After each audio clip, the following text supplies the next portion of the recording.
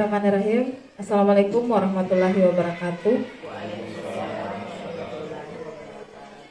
Yang kami hormati Bapak pendamping Satuan Pendidikan SD Negeri 146 Gresik, hormati Bapak dan Ibu Guru dan tenaga kependidikan SD Negeri 146 Gresik. Puji syukur selalu kita panjatkan atas kehadirat Allah Subhanahu wa taala, atas limpahan rahmat dan karunia-Nya lah, sehingga pada hari ini kita sama-sama diberikan kesempatan untuk melaksanakan kegiatan pada hari ini, dan tak lain itu adalah kegiatan observasi kepala sekolah. Lupa pula kita selalu kirimkan salam dan salawat kepada Nabiullah Muhammad Sallallahu Alaihi Wasallam. Baiklah Bapak Ibu Guru yang kami hormati, pada kesempatan hari ini saya selaku Kepala Sekolah SD Negeri 146 Gresik akan memaparkan bagaimana kegiatan observasi kepala sekolah, yaitu dalam hal ini indikator penilaian kami selaku kepala sekolah, yaitu memandu perencanaan pembelajaran, di mana topiknya yaitu upaya memandu pertemuan perencanaan program dan anggaran sekolah berbasis data untuk peningkatan kualitas pembelajaran. Apa tujuan sehingga kita melaksanakan kegiatan presentasi pada hari ini? Jadi pada hari ini ada dua tujuan yang ingin kita capai. Yang pertama yaitu dalam rangka pelaksanaan observasi kepala sekolah oleh atasan. Kemudian tujuan yang kedua yaitu sebagai upaya kita di satuan pendidikan kita dalam pertemuan ini untuk merencanakan program dan anggaran sekolah yang berbasis data. Jadi kita fokusnya untuk pada hari ini itu bagaimana kita memandu perencanaan program yang berbasis data. Nah, sebelum kita lanjut, terlebih dahulu kita harus ada kesepakatan kelas terlebih dahulu. Seperti yang kita ketahui bahwa ketika kita di kelas saja kita perlu kesepakatan bersama dengan murid-murid kita.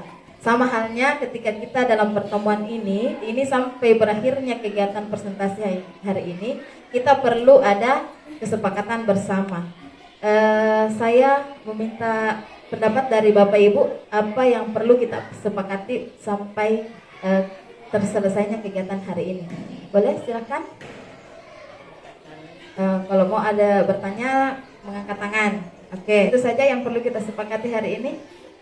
Selanjutnya kita ice breaking terlebih dahulu. Silakan Bapak Ibu berdiri dulu.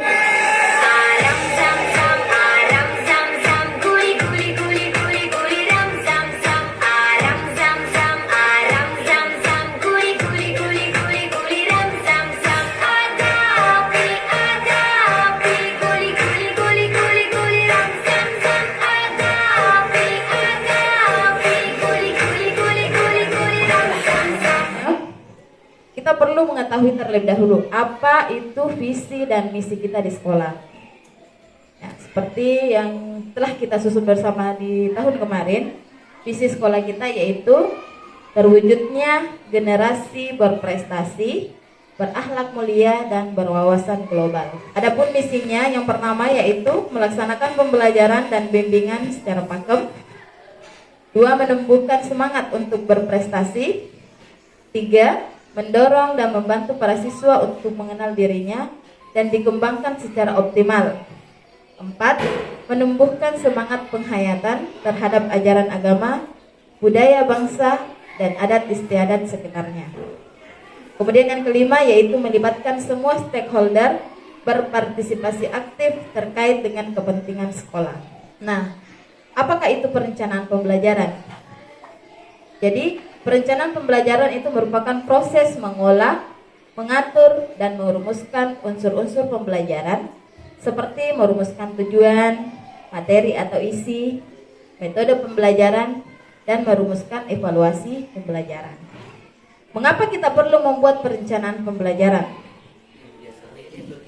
Nah, melalui kegiatan perencanaan pembelajaran yang baik, guru akan lebih mudah dalam melaksanakan pembelajaran dan siswa akan lebih terbantu dan mudah dalam belajar.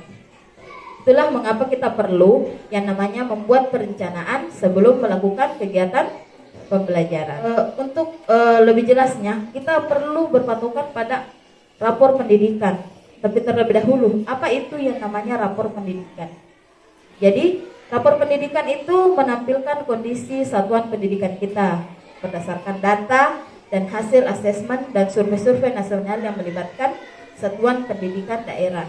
Nah, seperti yang tadi yang saya sampaikan bahwa pada hari ini kita akan lebih fokus bagaimana mengolah program sesuai dengan data yang ada.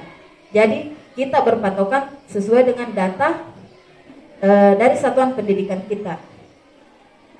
Nah, ada beberapa langkah yang harus kita lakukan agar perencanaan pembelajaran kita ini sesuai dengan laporan pendidikan. Yang pertama yaitu kita terlebih dahulu harus menganalisis rapor pendidikan. Kemudian yang kedua, menentukan tujuan pembelajaran. Jadi seperti biasa yang kita lakukan Bapak Ibu guru, terlebih dahulu pasti kita menentukan apa tujuan pembelajaran yang ingin kita capai ketika kita ingin masuk di kelas. Tentu ketika kita mau melakukan pembelajaran harus ada tujuannya dulu, kenapa kita mengajarkan materi ini. Kemudian yang ketiga yaitu memilih metode pembelajaran yang tepat. Karena tentu saja setiap kelas itu beda dan setiap anak itu beda metode yang kita terapkan di kelasnya. Kemudian yang keempat yaitu menggunakan sumber daya dan alat yang relevan. Jadi untuk mendukung agar tercapainya tujuan pembelajaran dan metode pembelajaran yang tepat itu perlu ada namanya sumber daya dan alat yang relevan. Jadi semua memiliki keterkaitan. Kemudian yang kelima yaitu merancang sistem penilaian dan evaluasi. Jadi setelah kita menggunakan metode yang tepat, menggunakan sumber daya yang tepat, tentu saja kita harus tetap melakukan penilaian dan evaluasi. Apakah metode yang kita gunakan itu sudah sesuai dengan siswa kita atau tidak? Kalau memang belum dapat mencapai tujuan pembelajaran dengan metode yang kita gunakan, kita akan mencari metode lain yang dapat kita gunakan untuk mencapai tujuan pembelajaran tersebut. Kemudian yang keenam yaitu implementasi dan monitoring pembelajaran, evaluasi dan tindak lanjut. Kenapa kita perlu melakukan implementasi dan monitoring? Karena ketika kita sudah melakukan penilaian, lantas kita tidak melakukan monitoring dan evaluasi, itu akan berhenti di situ saja. Setelah kita memberikan nilai 60, dia sudah dapat 60. Tapi kita tidak ada upaya untuk memperbaiki bagaimana caranya supaya anak ini bisa lebih meningkat lagi dari nilai sebelumnya. Itulah pentingnya yang namanya evaluasi dan tindak lanjut. Nah, tindak lanjut ini setelah kita melakukan evaluasi, ternyata si A, anak didik kita ini, dia kurang di bagian sini, dia belum mampu di bagian sini. Sehingga kita perlu melakukan tindak lanjut bagaimana supaya anak ini bisa mencapai tujuan itu. Nah, selanjutnya, bagaimana kondisi rapor pendidikan di SD 146 Kesi? Mungkin Bapak Ibu sudah tidak asing lagi karena di awal tahun kemarin saya sempat bagikan, dan ini merupakan suatu kesyukuran Pak, karena di tahun ini ada kenaikan di SD Negeri 146 Kesi. Meskipun di kemampuan numerasi kita masih berada di tahap sedang, akan tetapi mengalami kenaikan. Meskipun belum hijau, tapi alhamdulillah sedikit mengalami kenaikan. Jadi di bidang literasi kemarin itu masih sedang, masih orange. Di tahun ini kita sudah naik dari tahun sebelumnya. Begitupun dengan karakter murid mengalami kenaikan dari tahun 2024.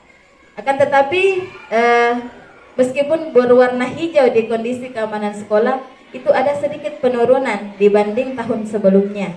Ini bisa menjadi catatan buat kita bahwa ternyata ada sedikit yang perlu kita benahi di kondisi keamanan sekolah. Selanjutnya di kondisi kebinekaan sekolah itu mengalami kenaikan juga dengan predikat baik, masih menghijau.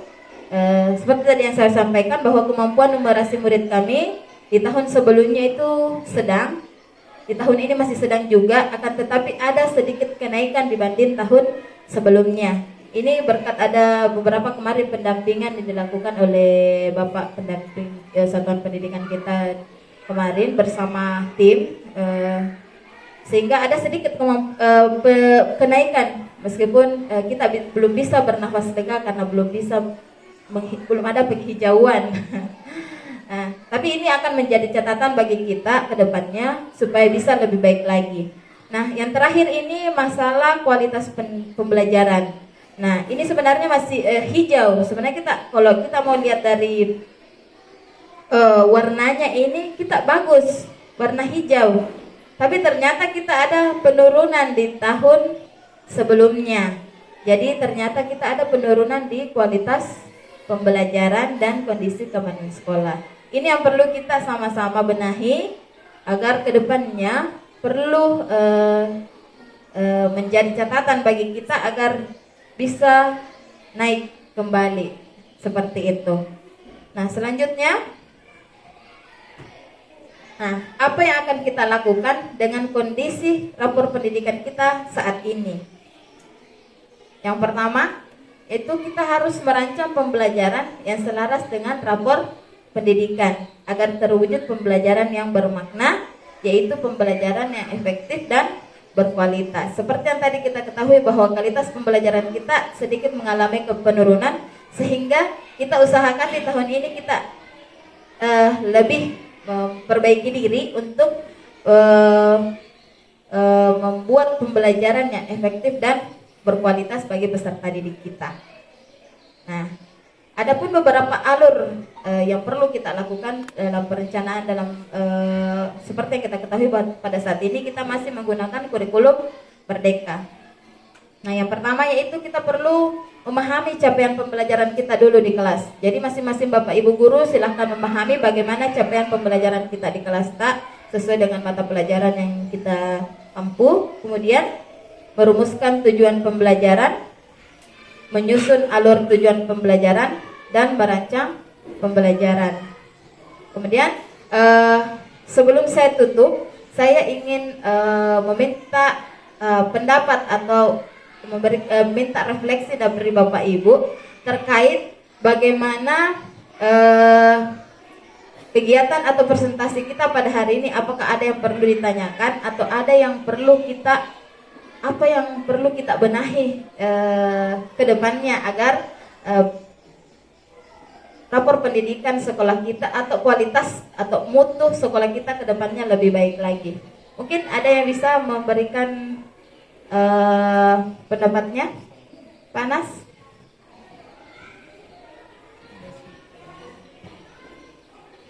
Ya, terima kasih atas pemaparan dari Ibu Kepala SD 1 Padang Besi terkait dengan apa yang kita lakukan di sekolah dan apa yang kemudian kita akan lakukan di sekolah ini sesuai dengan rapor pendidikan di tahun 2024. Tadi dipaparkan bahwa ada 2 bagian yang mengalami penurunan meskipun masih dalam kategori baik atau warna hijau, yaitu di bagian keamanan sekolah dan kualitas pembelajaran. Nah, inilah yang menjadi PR kita. Saya rasa pada saat anak-anak ini kan rapor pendidikan tergantung dari penilaian siswa dan guru pada saat kemarin siswa ANBK. Nah, di situ ada beberapa soal terkait dengan survei lingkungan belajar atau Sulijar. Nah, anak-anak itu jujur dalam memberikan penilaian. Nah, itulah yang menjadi refleksi kita sebagai seorang guru dan tenaga kependidikan di SD 1 Padang Besi. Mungkin saja di bagian keamanan sekolah ada beberapa pertanyaan yang menyangkut tentang perselisihan siswa misalnya yang tidak ditangani oleh guru atau kita semua di lingkungan sekolah. Nah, itulah yang kemungkinan bisa menjadi penurunan di bagian keamanan sekolah. Mungkin ada beberapa siswa yang melapor tentang kasus ini, kasus itu, pertengkaran dan sebagainya, macam-macam. yang siswa itu merasa tidak diselesaikan dengan apa yang seharusnya mereka butuhkan, seperti itu. Kemudian di kualitas pembelajaran juga ada mungkin beberapa keluhan dari siswa kita yang perlu kita cari dan benahi apa itu, sehingga di tahun ini apabila anak kita diberikan pertanyaan di asesmen nasional berbasis komputer atau NBK nanti bisa menjawab jujur sesuai dengan apa yang mereka alami. Nah, itulah kita tingkatkan di bidang keamanan dan proses kualitas pembelajaran. Mungkin seperti itu supaya rapor pendidikan kita di tahun 2025 ini bisa meningkat dan bisa hijau kembali.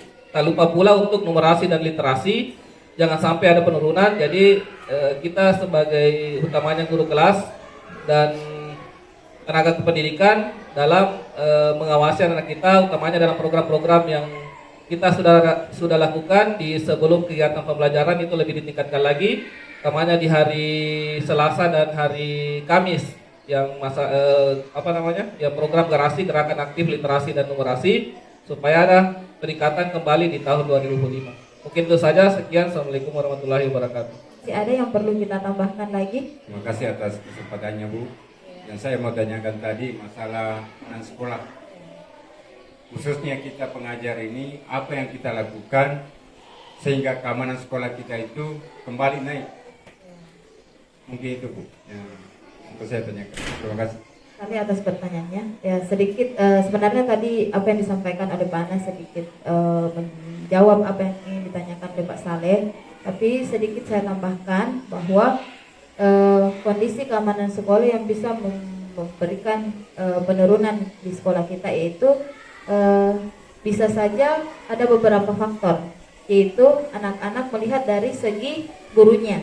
Misalnya gurunya tidak menangani ketika ada perkelahian atau pembulian antar sesama siswa. Itu tentu saja akan menjadi refleksi bagi guru. Bagaimana perasaan Bapak Ibu setelah mengikuti kegiatan pada hari ini? Ada apa pembelajaran yang kita dapatkan dari kegiatan pada hari ini? Wani, ya silakan Wani.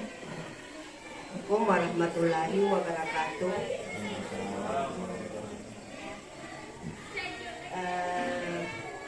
Kalau menurut saya observasi pada hari ini, alhamdulillah cukup baik, karena kita bisa memahami kekurangan kita sebagai pengajar, dan mungkin kita bisa meningkatkan hal-hal yang masih kurang yang biasa kita lakukan dalam kelas atau dalam lingkungan sekolah.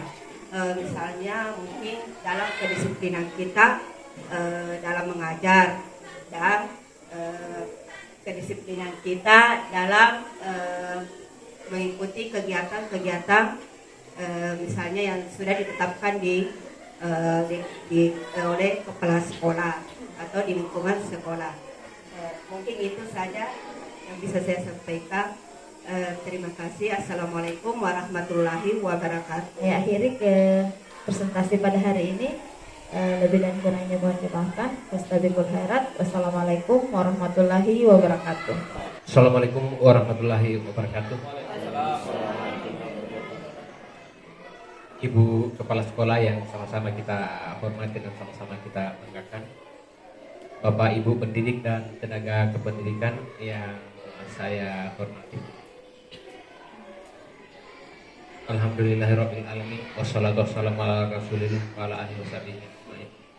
Allahumma shalli ala Muhammadin wa ala ali Muhammad. Bapak dan Ibu yang saya hormati, izin Bapak dan Ibu, ada beberapa hal yang perlu kami sampaikan setelah pelaksanaan observasi pemaparan dari Ibu Kepala Sekolah. Mungkin ada beberapa hal di luar dari konteks apa yang disampaikan oleh Ibu Kepala Satuan Pendidikan tadi, yang kami anggap perlu untuk disampaikan untuk perbaikan kita ke depan.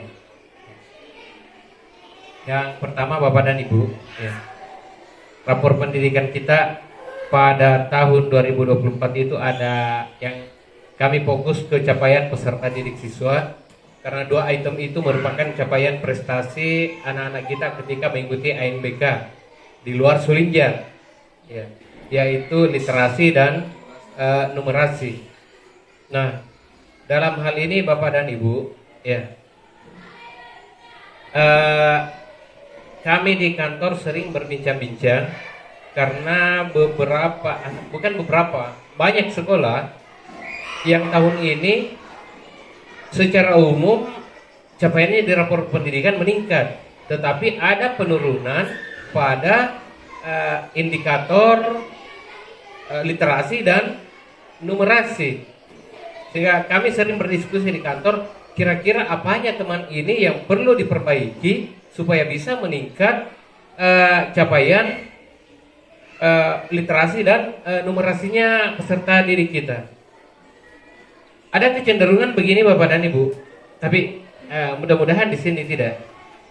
Ketika kita membelajarkan anak-anak kita cenderung itu ibarat orang yang mau naik ke rumah dari rumah panggung, kita dari bawah di ujung tangga mau langsung lompat naik ke lantainya. Ya. Maksud saya begini, contoh pembelajaran di numerasi. Ketika kita membelajarkan perkalian, misalnya 3 kali 6, kita maunya langsung anak-anak kita langsung menjawab 3 kali 6 sama dengan berapa? 18. Anak-anak kita hafal konsep, hafal. Ya. Ketika dibalik pertanyaannya, 6 kali 3 berapa? Ya, 18. 3 kali 6 18. Nah, jadi apakah sama 3 kali 6 dengan 6 kali 3? Jawabannya anak-anak didik kita kan pasti sama, 16. Padahal konsepnya berbeda. Inilah yang kadang kita lupa Bapak dan Ibu. Anak-anak kita mengerti, hafal, ya, hafal, tetapi konsepnya yang mereka kurang paham. Saya pernah masuk di salah satu sekolah binaan kelas 5 yang saya masuki waktu itu. Anak-anak rata-rata hafal perkalian, tetapi ketika saya minta menunjukkan konsepnya dalam bentuk benda konkret, mereka tidak paham. Yang mana itu 2 kali 3, yang mana itu 3 kali 2. Ya. Saya suruh mereka keluar pungut batu-batu kalau perlu sampai 15, sampai 12. Ya. Sampai 12 batu-batu, ya. Saya minta siapa yang bisa saya tunjukkan saya di sini yang mana dimaksud dengan 2 kali 3, gunakan batu-batu itu. Ya. Ternyata tidak ada yang tahu, tidak ada yang bisa. Ya. Jadi saya minta ada peserta didik yang maju memperagakan, ambil batu-batu 3 nak, simpan di situ, misalkan. Ya, silakan dulu satu orang lagi, ambil lagi batu-batu 3, simpan di situ. Ya. Berapa kelompok yang jumlahnya 3? 2. Jadi berapa kali 3? 2 kali 3. Coba hitung semua 2 kelompok itu berapa anggotanya semua? 6. Itulah yang dimaksud dengan 2 kali 3. Ya. Anak-anak, oh ternyata ini yang dimaksud dengan 2 kali 3. Nah sekarang satu orang ambil batu 2, simpan. Ya. Nah, satu orang ambil lagi 2, simpan. Satu orang ambil lagi 2, simpan. Ya. Berapa di situ kelompok yang anggotanya 2? 3. Jadi berapa kali 2? 3 kali 2. Sama enggak tadi bentuknya dengan yang 2 kali 3? Beda. Ya. Hasilnya sama, tetapi konsepnya berbeda. Inilah Bapak dan Ibu yang kadang kita lupakan di dalam proses pembelajaran numerasi. Coba ubah dalam bentuk soal cerita yang bisa menuntut anak-anak sedikit berpikir untuk mendapatkan penyelesaiannya. Ali bersaudara dengan Anto. Ali punya 2 ekor ayam. Anto punya 4 ekor ayam. Ya. Menjelang maghrib, ayam Ali dan Anto dimasukkan di dalam kandang yang sama. Pagi harinya ternyata 3 ekor ayam lepas. Tinggal berapa ekor ayam di dalam kandang. Ya. Jadi anak-anak kan ada pengolahan proses berpikirnya. Itu juga di literasi Bapak dan Ibu, ya. Ada kecenderungan begini. Kita membuat soal dari apa yang tersurat pada bacaan. Ya. Sementara ketika mereka mengikuti ANBK, apa yang dipertanyakan adalah apa yang tersirat. Kita membuat soal, tampilkan mengikuti bacaan. Praja Muda Karana, ada bacaannya. Ya, sampai sekian paragraf. Pertanyaannya di bawah, apa judul bacaan di atas? Misalnya, ada pertanyaan yang menanyakan karakter anak. Di jawaban itu, di wacana itu tidak ada yang menjelaskan karakternya anak. Tetapi apa yang muncul? Perilakunya ini anak. Si Ali suka mengganggu temannya, hampir tiap hari dia kasih menangis temannya, dan seterusnya. Ya. Setelah terakhir mungkin pertanyaannya, menurut kamu bagaimana karakter Ali?